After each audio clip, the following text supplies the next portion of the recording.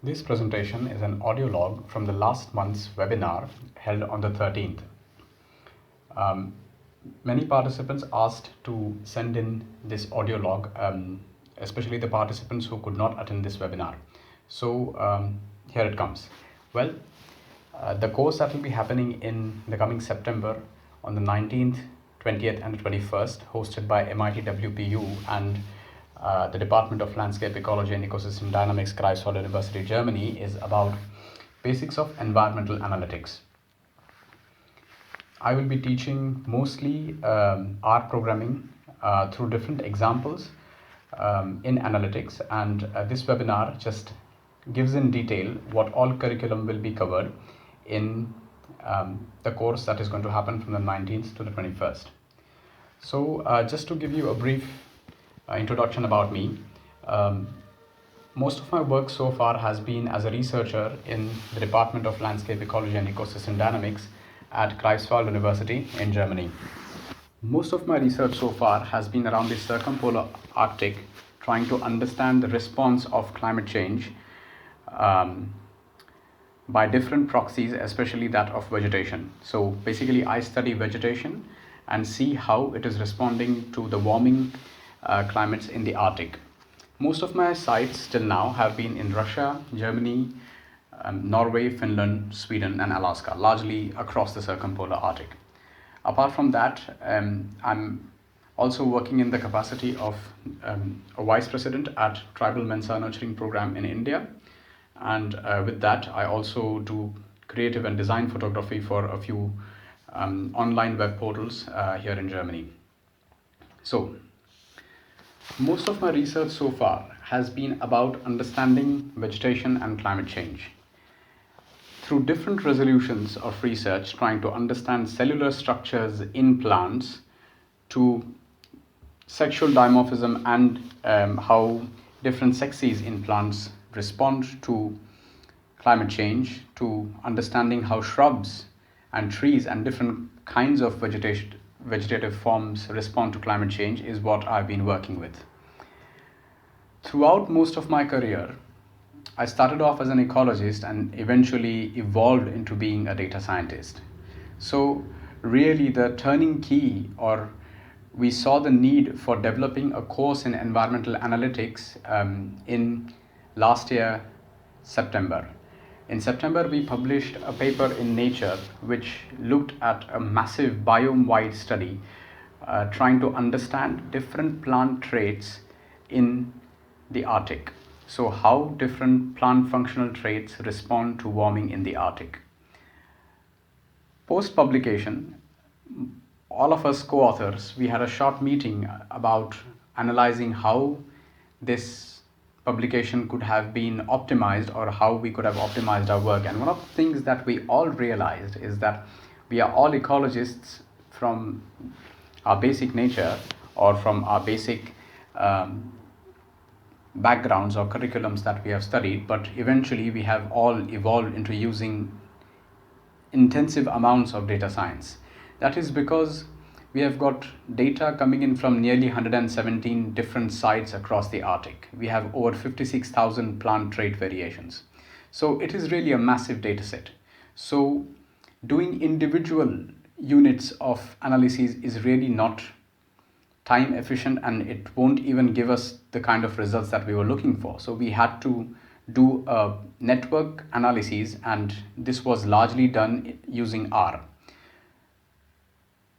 This was really the key defining point to identify that using extensive analytical tools from a much earlier level in education is very much necessary. At least from my own personal career, I realized that I started using programming languages to do extensive research at quite a later stage of my research career. But in the coming age, we are at a brink wherein the amount of data available from the environment is increasing. Also, there are better tools to record data, and generally in the coming era, we can see that the resolution of data is also going to improve. Say for instance, just to give a small illustration, a decade back from now to know the exact location of a place, you needed a GPS, a contour map, and an alignment of the two to find out really what is the exact precise location. Now, just your smartphone does it for you. Such other small applications like knowing the amount of incident sunlight, temperature, humidity, precipitation, most of these details are now very easily available of a place. It is just in the matter of a decade that we have all of these things, all of this metadata or all of this ecological information about a place, and a smartphone does it for you. The general point of this is that the resolution of data is going to improve in the coming time. So data science is entwined with many other disciplines, and it is time that natural sciences disciplines should step up at their preliminary degrees of postgraduate and undergraduate level to incorporate data science as a part of their curriculum. So this course really looks at an integration of using environmental data from a data science viewpoint. So most of us gathered over here today are coming in from different disciplines.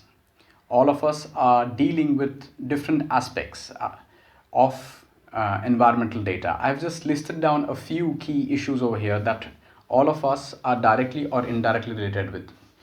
Mostly climate change and climate change adaptation or resilience policies is something that everybody is working with. Resource distribution, understanding the pressures from a research viewpoint and also from resource availability viewpoint by studying pressures on the ecosystems. In any natural context, may it be wildlife, may it be agriculture, may it be agroforestry, we all are trying to study resilience of ecosystems in some or the other sort. And with all of this, why are we doing this? It's just to set the future priorities right. So how do we really do this? What is common to assess all of these issues? The key point is the requirement of data. In a general workflow of understanding, it's that initially we record data, we analyze it through different platforms, we publish it, make it available. That is something really important, especially in an Indian context. We need a lot of freely available environmental data. We archive it and we update it. In this entire process, what happens is that analysis becomes an iterative process. With monitoring, you have to come up with strategies of restoration, you have to come up with strategies of understanding your ecosystems and taking them to or helping monitor or manage ecosystems through different processes. So data is it's an iterative process to record, analyze, and to evolve your policies with data. So really data science is becoming an integral part of the future. So talking to different scientists and researchers who are working in the field right now, there were a few common points that many of the researchers and even curriculum designers pointed out. There's certainly, at least in an Indian context, we have got a lack of applied statistical know-how in students. We do have statistics and mathematics modules with biology, but somehow there's a disconnect between these modules.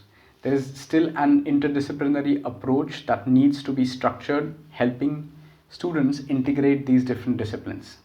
There is no structured curriculum even at postgrad and undergrad level for data analysis using programming languages, especially when you are going to have a great resolution of data and data coming in from a variety of different ecosystems. You need to have an integral system which is going to help students analyze their results and their statistics. An important part that is seen is that of generally outsourcing project statistics. Now, when I say outsourcing, I really mean somebody else is doing your stats for you. And that is really not a good thing, because a mathematician can understand the statistics, but maybe he's not understanding your ecology, and that is really reflected in poor publications that we see quite commonly. So outsourcing your project stats is a bad idea, and students should be able to at least conceptually derive their own statistics for their own research projects. Finally, this is happening as a accumulation because generally the curriculum right now does not address a modeler's mindset in students. So, how do you think in terms of data is something that a student should have somewhere at the back of his head when he goes out to do his fieldwork. So, through this course, we are going to have a short whistle top tour of how do you incorporate a modeler's mindset in a student.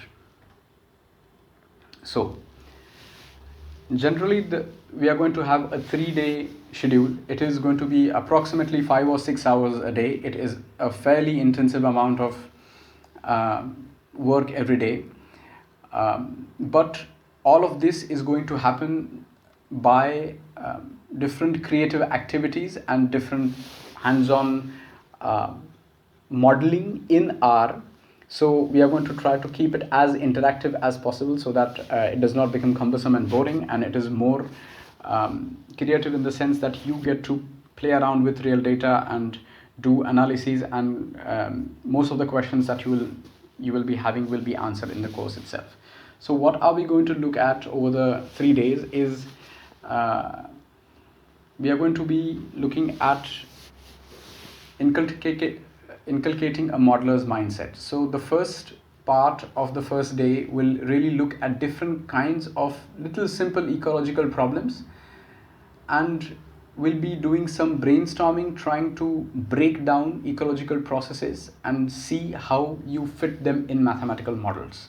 This way you will really understand what a modeler looks at while he is collecting data. Then we really get to the core of it, which is basically going to be R programming. Why have we chosen R is something that I will get to in a few slides further on.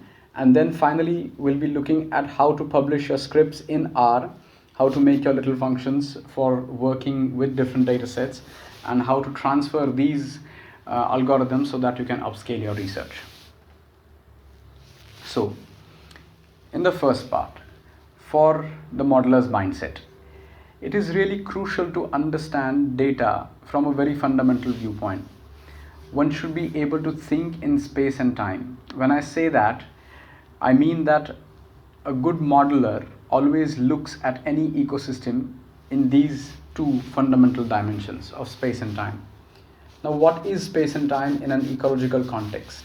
You're usually modeling biotic factors over abiotic factors. Say something like if you're trying to understand population dynamics of vegetation over a certain mountain, what you're doing is you're just trying to understand how temperature and water availability and sunlight, which are abiotic factors, are going to affect something that is biotic like vegetation. So what are you really doing? You're just modeling space over time, or you're modeling basically biotic over the abiotic. So through different examples and brainstorming sessions and group work activities, we are going to incorporate this mindset of how a modeler looks at an ecosystem through this modeler's mindset workshop in the first part of the lecture. Then we are going to have a look at a few case studies of different data sets coming in from environmental sciences, and we are going to dissect what is the mathematical logic behind these data sets, and also look at the ecological relevance. So with this, we should be able to balance the mathematical understanding when we are upscaling ecological ideas and not lose out on ecological principles, which will just create wrong results. So this vigilance is quite necessary, and this is what this entire modeler's mindset section will look at. Now, we will be doing the entire programming in R. And why have we really chosen R? Well, there are quite a few reasons to it, but a simple way to access it is that while the actual webinar was on, I asked most of the respondents this little question. Given a choice, which toy would you prefer to play with? Is it a Porsche car that is made out of Lego, or is it just scale model that you would prefer to play with? Most of the respondents responded that they would like to play with a Lego. And when asked why, most of them said that it is because you can customize it, you can really get a handle on how you want to design your car. This customization aspect really is important even in statistics. There are many statistical programs out there, but lead scientists across the globe use R or Python.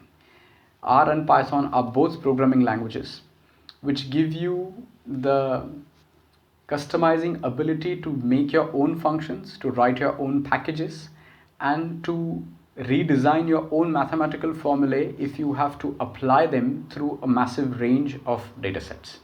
So if you're going to work with Excel, SPSS, MATLAB, they're really good programs, but many times they are working with certain amount of, as we say, black box solutions. When we say black box solutions, it really means that how much of the mathematics do you understand or can you customize when you're working with Excel?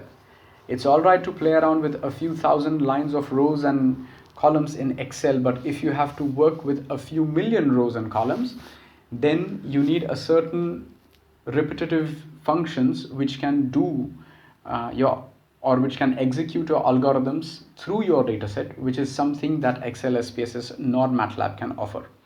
Apart from this, R and Python have active scientific communities which are extensively working with different kinds of dataset, and if you do get real-time problems, you can post them on Stack Overflow, and there's an active community out there who can come back to you with many plausible solutions. So these languages are very much alive. They are very extensively used, and especially from an environmental science viewpoint, R has many interesting packages to deal with different kinds of environmental data.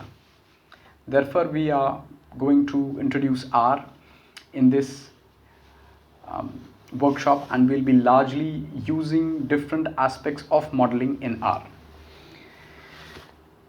Apart from its wide use, the other reasons for using R is that it's completely open source.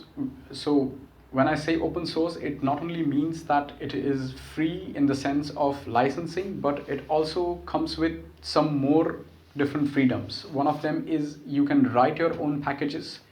You can make your packages freely available to other people who are working with similar datasets or who are working with similar algorithms. In case you want to design closed packages, you can also sell your packages. So that means that if you have an idea or if you have developed an algorithm which you would like to bring to the market and is unique in its own way, you have complete rights to design your algorithm in R and make it available for any price which you deem is okay, in case you want to have closed source data or have closed sourced algorithms. So that is open source when I say that R is completely open source. Another important thing is that you can take base packages, you can modify them. This is something that is not available with other open source languages. So open source in this terms also means that you can take functions designed by other people and tweak them in case a tweak is necessary if you want to apply them to your dataset.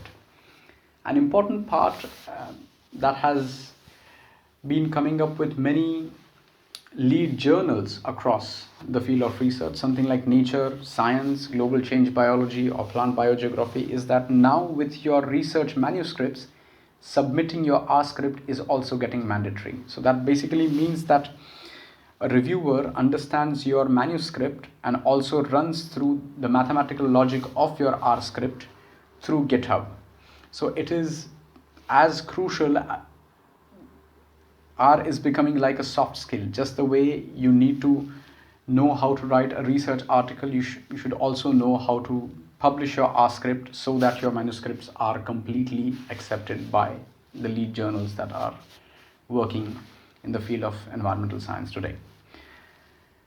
Apart from that, there's also a large community of people working in data science that use R in other sectors, which are also open to solutions in case you have similar algorithm-based problems. So finally, at the crux of all of this, it's quite important that your logic or your algorithms should be understandable to others, should be transparent enough that other people can run through your logic, and if all goes well, and if your algorithms are accepted well, they should also be transferable to other research, which helps upscale ideas and research in general.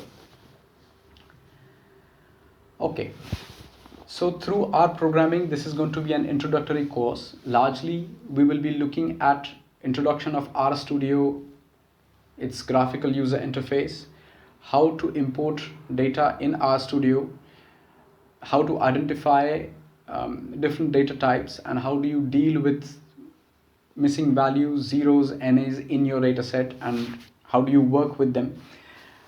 How do you do basic explorative analytics of your data set, and how do you extract information from your data set when you and look at your data set through different angles. Finally, we'll be looking at some basics of plotting and generating simple correlation analysis modeling from case study of a dataset that I'll be providing in the lecture itself. Largely, it's also important to understand how to gain help in R. As I said, there's a lot of active community out there which is happy to help, but you have to ask questions on the internet or over programming forums in a certain way. So we will also be dealing with how to pose questions on Stack Overflow, how to create markdown scripts so that other people can follow your scripts, and if you're stuck somewhere, they can possibly help you out with wherever you're stuck. An important part is you should be able to write your code in an understandable manner of a thought flow and a workflow process. So how do you send your R code for logic examination, and finally, how do you make your R script available for other people to work with? So this is an important part that we'll be also covering in getting help in R in the course itself. Generally, we see that analytics is used very extensively in other fields. In natural sciences, most of the lead researchers which are using network-based data also use data analytics or data science using R programming very extensively. Most of the lead studies from universities across Europe, US, Canada, and Japan use R. A lot of packages for different kinds of environmental data have already been written in R and also are freely available. So entwining data analytics in natural sciences is the key right now and is the lead way to access the future. Many other fields like business intelligence, deep machine learning, artificial intelligence employ different kinds of algorithms using R and Python. Most of these processes are having an economic incentive, so all of these different branches of data science are now incorporated in base level curriculums of these disciplines, especially in commerce, aviation, biomedical engineering, so on and so forth. But what does this really mean for using analytics in an environmental context, especially in an Indian context? It is important that data science should be made available with the courses that are taught right now at university. Right now, there is a deficit, there is a knowledge gap that we are still fumbling with. There are not many courses out there, at least in environmental science, that look at analytics with ecological concepts. So with this course, we are trying to introduce data science using R with data related to environmental science and making case studies and examples through this workshop, which is going to be happening on the 19th